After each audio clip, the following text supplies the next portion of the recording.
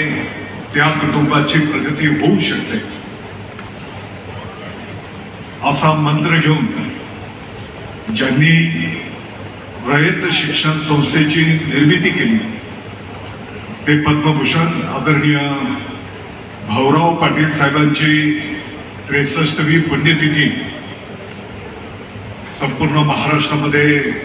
आपण त्यांना आदरपूर्वक नमन केलेलं आहे। आज आपल्या भारतीय विद्यापीठच्या 62व्या वर्धापन दिनाच्या निमित्ताने व्यासपीठावर उपस्थित असलेले आपल्या महाराष्ट्र राज्याचे आदरणीय महसूल मंत्री माननीय नामदार चंद्रशेखरजी बावनकुळे साहेब, ज्यांना आपण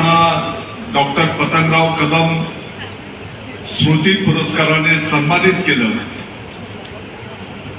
प्रसिद्ध पत्रकार आदरणीय पद्मश्री राजदीपजी सरदेसाई साहेब, या कार्यक्रमाला खास उपस्थित असलेले आदरणीय विजयमालाताई पतंगराव कदमजी, माननीय स्वप्नालीताई विश्वजीतजी कदम,